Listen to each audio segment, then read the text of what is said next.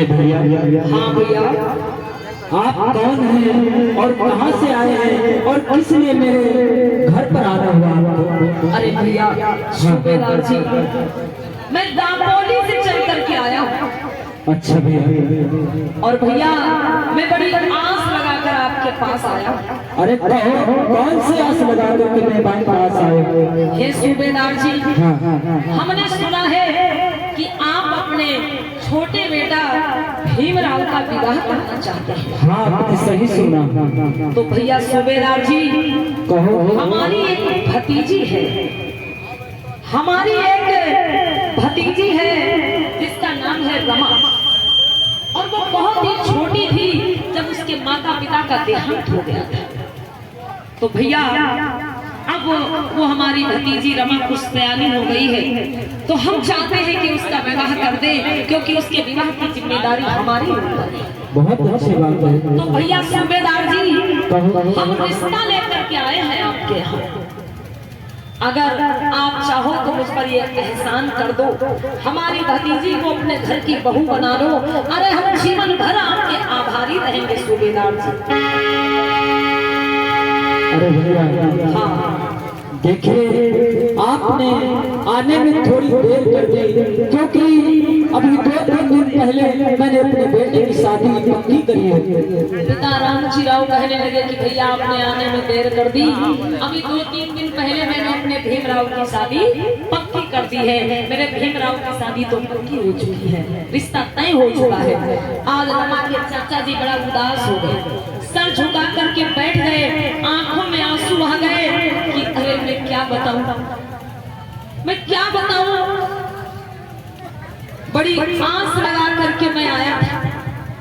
मैंने सोचा था कि हमारी भतीजी आपके घर में आ जाएगी, उसे सारी खुशियां मिल जाएंगी, लेकिन शायद मुझसे आने में देर हो गई। अरे भैया, हाँ देखो, चिंता मत करो।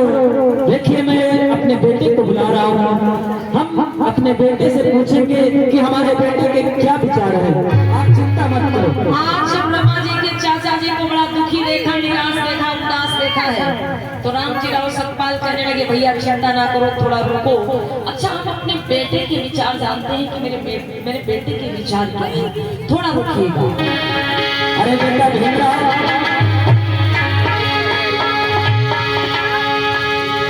भीमरावलियों पास बुला, अरे भीमरावलियों पास बुला, सारी बात कही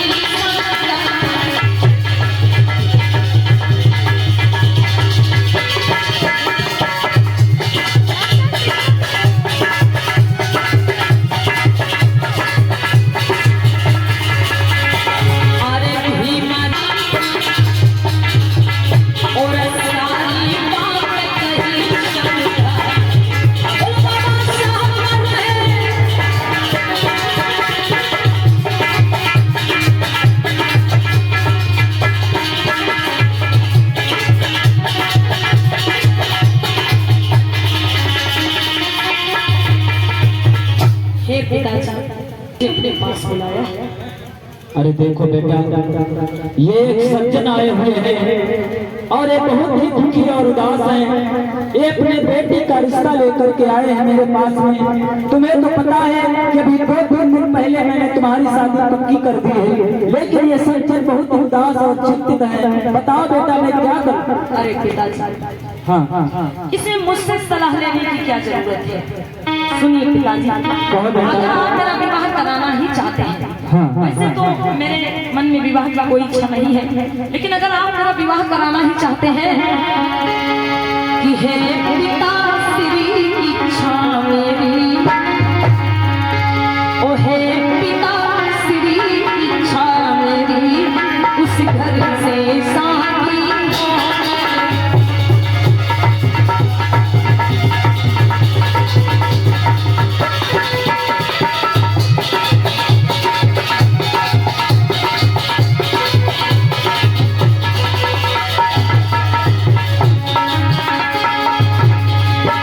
हे पिता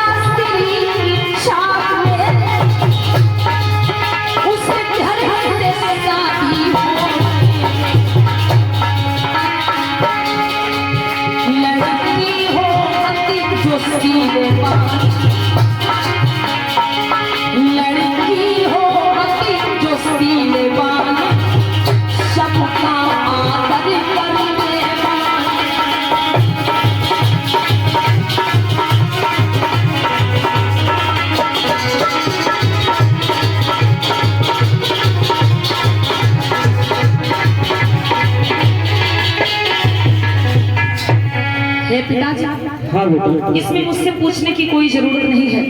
अगर आप मेरा विवाह करना ही चाहते हैं तो ऐसे घर से मेरा विवाह करिएगा, ऐसी लड़की से मेरा विवाह कराइएगा जो लड़की गुणवान हो, शीलवान हो, आप लोगों का आदर करे, आप लोगों की सेवा करे, आप लोगों का सम्मान करे। बस मैं यही चाहता हूँ पिताजी। ठीक है बेटा, तुम जाओ, हम विचार करेंगे। आज पिता रामजी राव ने प्रेम राव के विचारों को समझ लिया और बोले कि भैया अब चिंता करने की कोई बात नहीं। ठीक भैया, अरे जो मैंने अपने बेटे का विवाह दूसरी जगह से पक्का किया है, कैसे भी करके हम वो रिश्ता मना कर देंगे और हम 2 दिन के बाद आपके घर आएंगे बिटिया को देखने के लिए।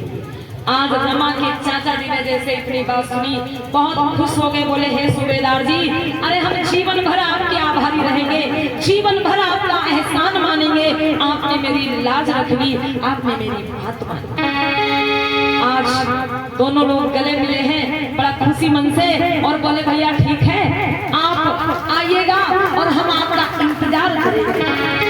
आज रमा के चाचा जी खुशी खुशी वापस लौट जाते हैं। बोलो भगवान बुद्ध की।